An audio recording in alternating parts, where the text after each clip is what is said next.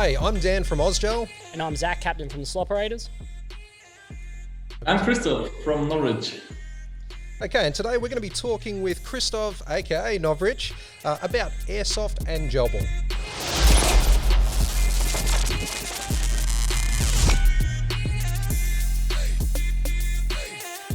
So Christoph, firstly, thank you so much for joining us. We are absolutely honoured. You're a huge personality in airsoft, and we're thrilled to have this opportunity to interview you.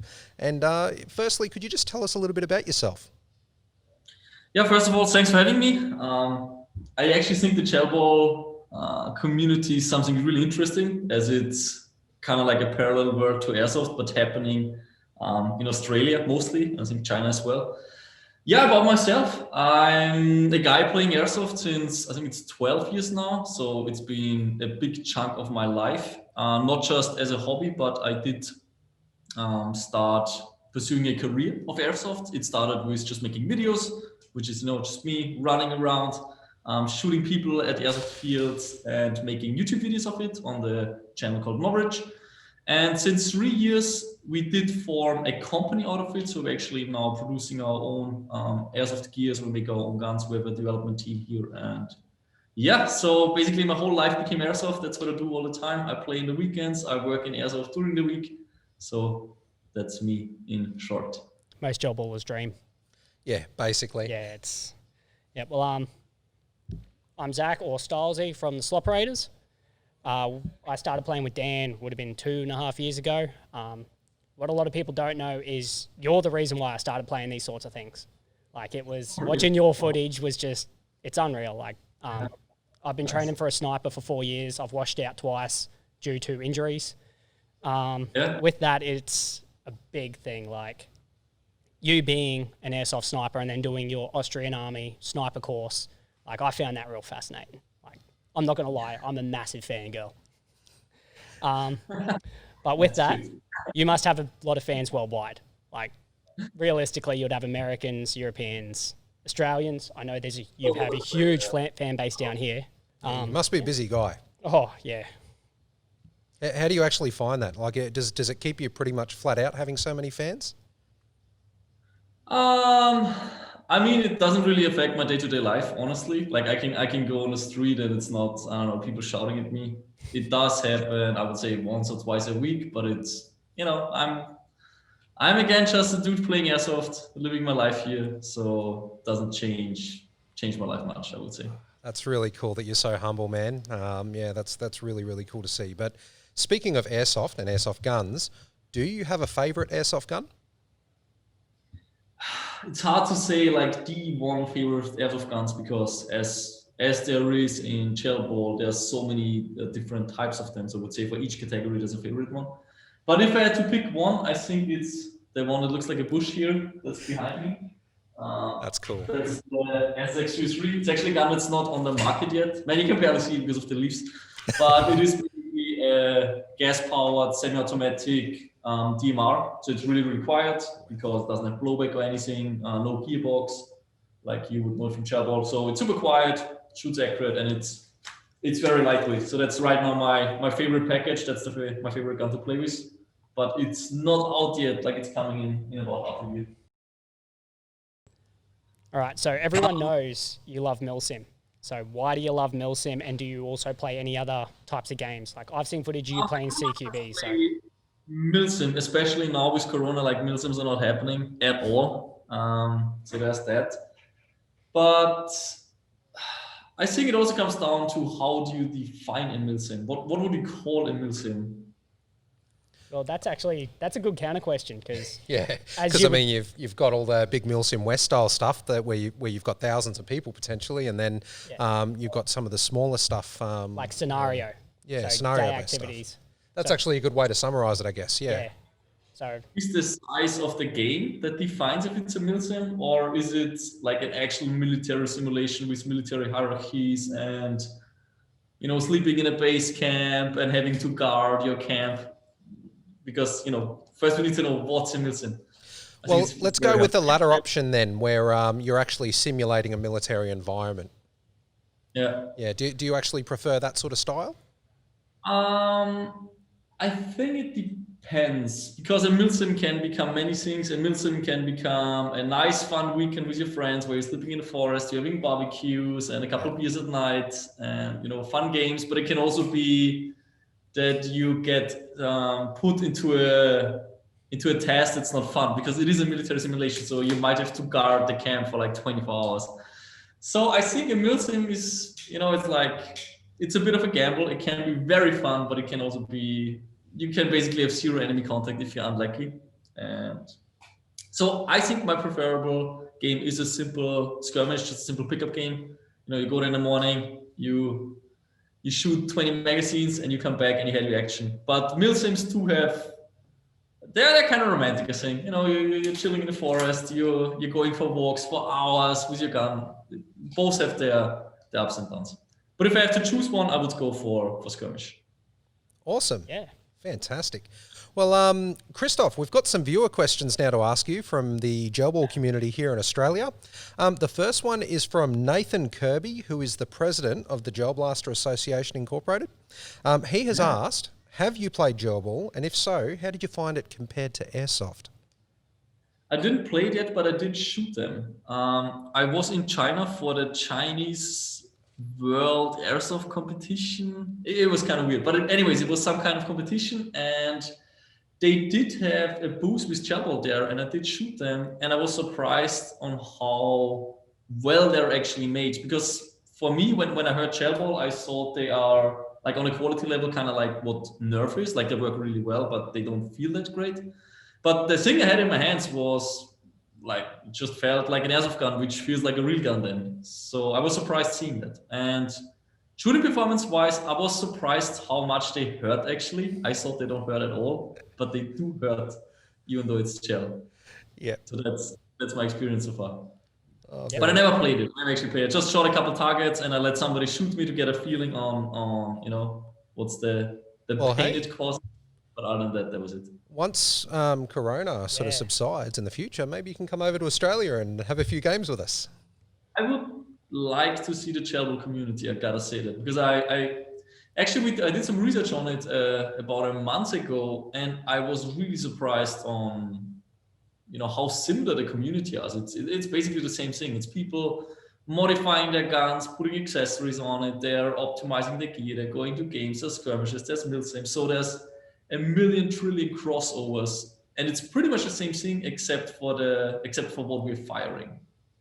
I work with airsoft a fair bit in the military, and I find that they're very similar. People say airsoft hurts more. I've been shot point blank because we don't have restrictions during training, and I've actually found some gel blasters that probably deliver more joules due to people just working them full on. Yeah, I don't think that just because a gel ball is soft that it's not painful anymore. It's still energy. It still needs to transform the energy towards your body. So it doesn't really matter what it is. It's still gonna. Yeah. And I actually think that's important. It's a discussion that we had recently, but I do actually think it's important that it hurts a little bit, because otherwise we would be playing laser tag where people, they don't care anymore, right? There's like 5 people in a room and you don't have this adrenaline anymore when you enter the room, because it's just lasers or whatever, I'm just gonna walk inside. But if okay, there's something that actually causes a bit of pain, I think it adds more dynamic to the game. Oh yeah, absolutely. Easily. All right, so your next question comes from Jamie Bell from History Squad. He asked, would you let someone shoot you full auto with a gel ball gun in CQB? As in, you're playing a normal game, full auto. If I would let people play full auto, or if I would let somebody empty like a whole magazine into my back? I think what he's referring to there is more along the lines of in a lot of airsoft CQB fields, they only allow semi-auto for close encounters, whereas in gel ball in Australia, full auto is generally allowed. So do you think that's something that... I'm surprised by that. Why do you guys do that? Why do you allow full auto? I can actually answer that one, because down here parts are often hard to get. So maintaining the SEER system in your gearbox can be a pain. So they just go full auto and not fix a semi-auto. It works the gunless, or what's the idea? Yeah, so originally they worked on a mechanical system, like very similar to a real firearm, where a SEER would stop the full auto. And then when they go out, people just stop caring. And I think everyone likes full auto anyway. Yeah. It's interesting to me. A gel blast. The gel blasters that I've seen and that I've taken apart, they basically run like a V2 gearbox, like an airsoft gun. They are absolutely identical. The only thing that changes is nozzle, loading mechanism, magazine, and inner. And yeah, I think the main reason with this one. So you do have like a trolley switch system. Yeah, that's and then basically you've also got the MOSFETs as you do in airsoft. And I think for a lot of the fields, it's when they're restricting the FPS to 300, they generally are a little bit more lenient towards full auto in CQB environments, and that's mostly because at that FPS in a gel blaster tends to hurt a little bit less, as opposed to 300 FPS from a BB would probably feel a lot worse. But I think that's sort of like the main question. I think what they're trying to get towards there is. Would you see it as like a viable option in the airsoft world to use a gel blaster for CQB type stuff, or do you actually find that they're pretty much the same? I would say you could definitely play with a gel blaster in CQB. Yeah. I think there is a major difference in gel ball and airsoft, and I think that's precision at range. But if it comes to CQB, I don't think it matters if you run a gel ball or a BB gun. Yeah, makes no difference. Cool. Okay. Well, so look, we've got another question here from David Sassar. He's from Facebook, and he's asked, does the average airsoft player know what GelSoft is, in your experience? I would say no.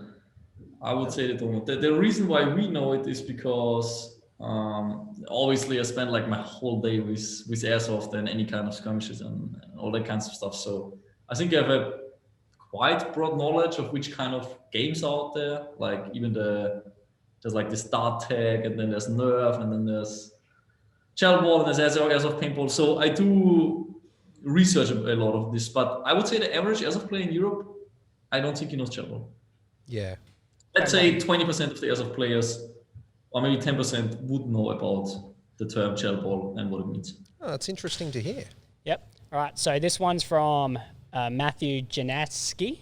I'm bad with pronunciation. Sorry if I butchered that. From Facebook, and he's asked a question everyone wants to know.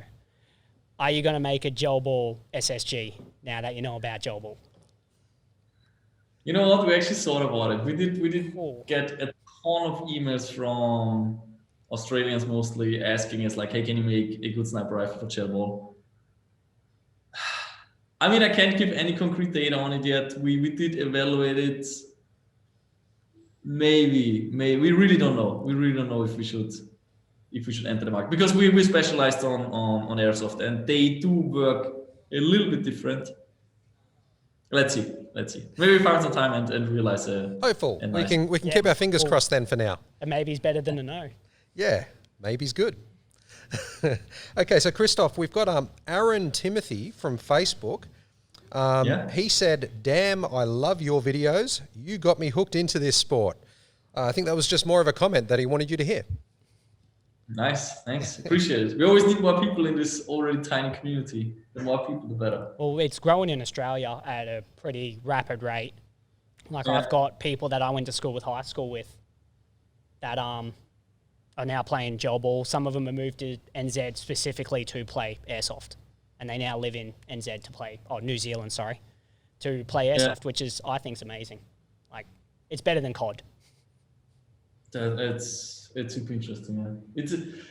I feel like there's been this vacuum in Australia of something like paintball or airsoft or anything like this, and now the Gel Ball hit the market. Like, how many years ago did Gel Ball hit Australia? 3 years ago, 4 years ago? So officially, we'll say that officially about 3 years ago.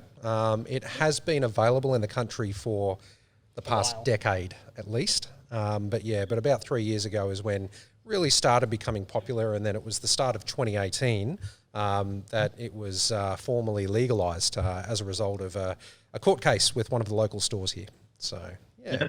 Yeah, that was a good win for the community. Yeah. All right. So next question from Asian Wannabe on Discord, and he's asked, Yeah. would you consider using a gel blaster in an airsoft game?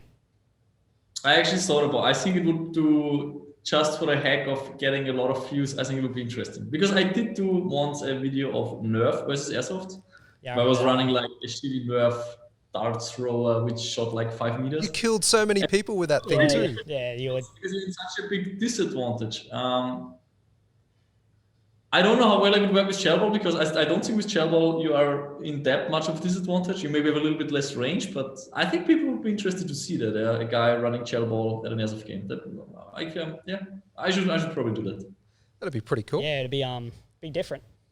Awesome. Well, we've got Epic from our community Discord channel. He asked, with how our sport has developed over the past 2 years, do you recognise it as a legitimate alternative to airsoft? I definitely think it's a legitimate alternative.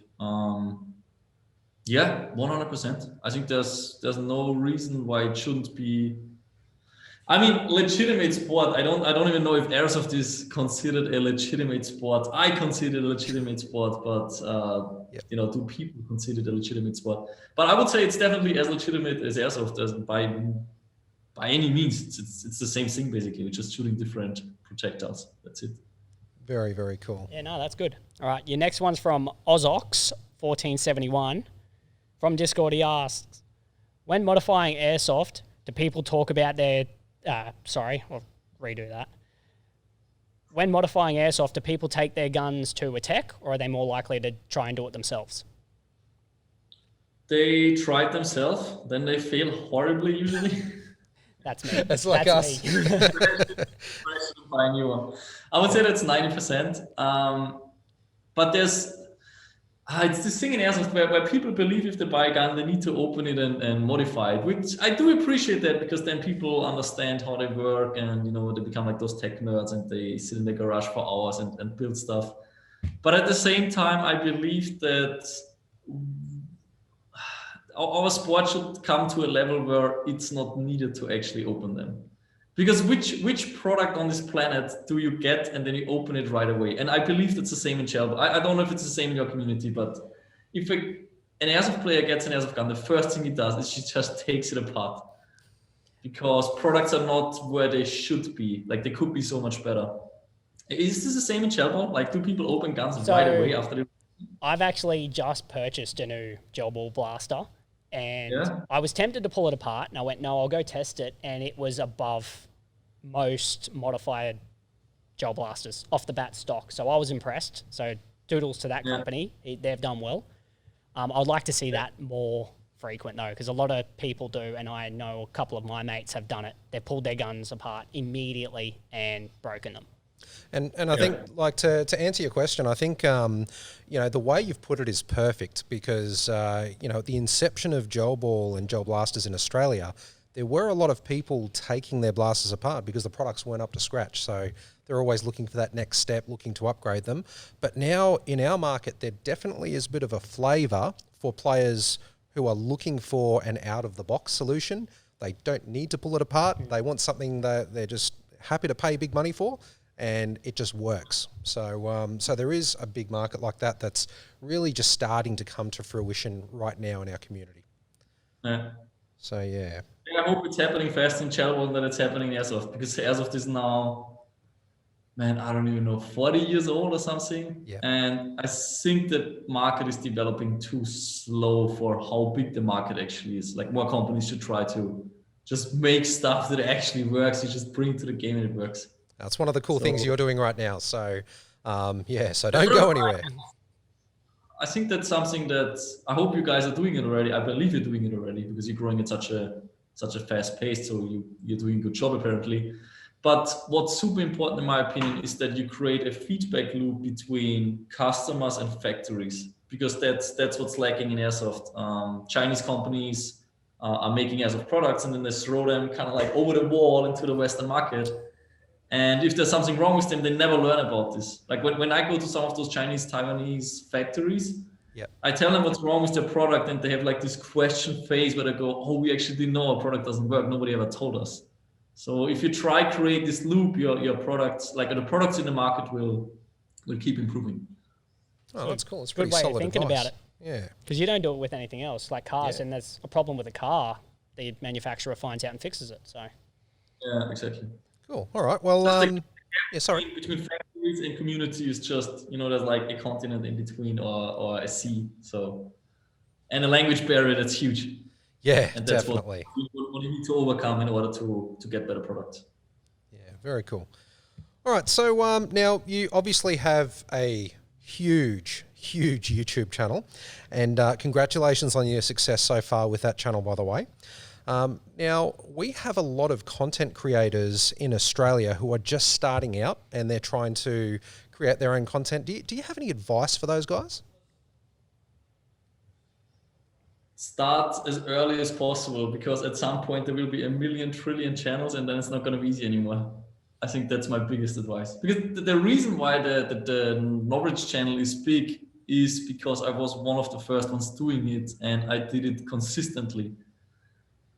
So start early. That's like my biggest advice. Don't wait. Do it as soon as possible if you want it to become big. That's solid advice. And, speaking of those local channels, we've actually had one. There's an Instagram, Dally Dog, who actually put up a photo not too long ago. And I think it looks similar to you. And then I think you were going through the photos, you found it and you thought it was you. And then you left a comment there and, man. How I discovered Chell. I shot them before, but I didn't know that there's a community. I thought it's more like a thing that you buy because, it looks cool, looks like a real gun. I can shoot in the backyard, I can blink some cans. But that's the first time I actually saw, wow, they're actually using it for competition and they do something that's exactly the same like Airsoft. That's cool. That's cool. That's awesome. all right, so my next question is basically from my entire team. They're wanting to know if you'll ever come down post-COVID and have a run with the Sloperators. Man, I'm down. As soon as COVID is over, I have like this insane long list of what I need to do. But yeah, I definitely put it on the list. Awesome. So we might see you in a few years, hopefully. Yeah, hopefully not. All right. So let's check out some footage. So first video we're going to watch, I believe, is just some footage of... so this sort of stuff here, is this sort of like a usual thing you're going to see in an airsoft game, like where you're actually taking people out with those headshots almost consistently, or are you finding that these are sort of shots you have to like it's a once in a blue moon sort of thing, and you get it on camera? Headshots are like a really controversial topic in airsoft. Check the right corner and get punished by getting shot on my phone. But I would say that most people share the opinion that if the head is the only thing visible, go for it. Awesome. Because we do believe that it's the opposite player's responsibility to protect his head. Like if you shoot him in the face and he doesn't have face protection, is it your fault? He just needs to protect himself. Then he can't be hurt. So we do put that responsibility on the other players. Obviously, there's still a common sense. Like if I go into a room and I get a guy from the back, I don't shoot him in the head, obviously. But if the only thing visible, if like a guy peeks around the corner at 20 meters and I only see his head, I pull the trigger. Just like that shot there. So very cool. Exactly. Very, very cool. All right. So let's have a look at another video now. This one's one of my favorites. So we're just going to pull up the video now. It's pretty cool. Do you remember this? Yes. So, what was going through your mind? Did you know that there was a guy on the field with a sword like that? Good man. The fun thing is that before this game started, I talked to this guy and I was like, man, did you just bring a sword? Like, are you serious? You're not going to bring a sword. I was like, okay, I'm going to kill you in the next game. And I was like, yeah, good luck, man. Love it. Oh, that's very cool. Oh, that's... Get a drone flying over the field for third-person footage, and you can actually see how the guy took like half an hour to just sneak around the whole game field only to get this one kill. So there was this one mission to kill Mr. Thor, and he actually did it. So props to that guy. Oh, good stuff. Yeah. And then his eyebrows at the end of that video, he was super impressed with himself. Yeah, he seemed pretty happy. Yeah, that guy was like... Oh, that's cool. That guy actually keeps sending me emails. Like, he sends me emails of his sword, and it's like, that guy's just That guy's hilarious. Oh, that's cool. So next up, we've got, this is really cool, actually. It's actually something that I've seen pop up on my Instagram feed, and I do believe it's a new product that you might have. So are you able to talk us through this? Sure. It's actually on the scum. I can show you. So the idea, like there's different ideas of camouflage. And when you look at military camouflage, the idea is that it makes you hard to see at, distances of 50 meters, 100 meters plus. So like at long distance. But in airsoft, we do get very close to our enemies. And what we're trying to achieve with this product is that it's, even if you're this close to it, like if you're 10 centimeters away from it, you actually can't tell if it's real or not. So it's those leaves right here, and they are basically just plugged into mesh, like this one. So I can unplug it if I want. That's cool. So like my Viper hood.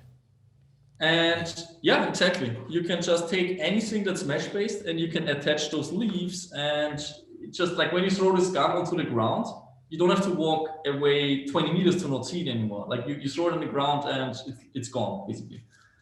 And that's the idea, that you can get to people, like you can basically touch the guy. That's how close you are. That's how well this camera works. And yeah, we just make sure that the colors are right, that you can attach it fast, and that you can customize it to your field. So if it's a green field, you just put green leaves. If it's a brown field, you just put brown leaves, and there you go. Very cool. Well, it's definitely easier than walking around the field you're at and getting real foliage. Yeah, I mean, it's just a really good, convenient option, and haven't seen anything else like that on the market. So that's fairly innovative. So yeah, that's that airsoft players are usually too lazy to take natural foliage because you put it on there, it takes like an hour, and then 2 days later you have to take it off again because it's all brown. So with this, you kind of skip that. Like you put it on once and it stays there for many years, and it keeps the color. That's cool. That's good. All right, next question we have for you is, do you have any advice for the gel ball community as a whole? I think the biggest advice that I can give is that you have to you really have to try to not create conflict within the community, because anything that has anything to do with guns, you will have enough enemies on the outside. Like people will try to shut down the sport, people will try to change laws, and there's going to be all this kind of bullshit. So within the community, there should not be any toxic behavior. There shouldn't be anything like cheating. No. So try to be a healthy, friendly, welcoming community also to new people, so that the community actually grows. Because if it's a toxic community, people will join, they will leave immediately. So if you want to keep it growing and make it big and keep it legal, make it a positive community. Positive, I think that's key, and that's a really good message. I think it's something that, most communities can learn from. Remain positive. Not even just gel ball and airsoft, but everything. I think some communities can get away with it, but as a controversial, like gun-based community, you can't get away with it. You need to do it properly. Totally. Excellent. Well, look, Christoph, thank you so much for your time. Can you please tell us how we can find or follow you on social media? If you want to check it out, just type this into YouTube or Instagram or Facebook, just Novridge, or you can also check out our web shop, which is novridge.com. Airsoft products. Maybe there's some stuff that actually fits for gel ball as well, like battle belts and stuff like that. So if you want to check all of this out, you're going to find it right there. Absolutely. If you're interested in those. Awesome. Well, look, great. Thanks very much for that, Christoph. Really appreciate it once again. I know you're a busy guy, and we're absolutely thrilled that you've given the Australian gel ball community your attention for this interview. It's really cool. And for the people that are watching, that's all we've got for you today, guys. I'm Dan from Ozgel, and just remember you can find us right here on Facebook, also on YouTube at Ozgel, Instagram at OzgelAmmo, and of course you've got our website www.ozgel.com.au. And I'm Stylesy from the Sloperators. Be sure to follow the Sloperators on Facebook under Sloperators, on Instagram under Sloperators, and my personal Instagram at slop_Stylesy. Okay, Novridge, Christoph, thank you very much, mate. We'll catch up with you in the near future. Thanks a lot, guys. That's all we've got. Thank you.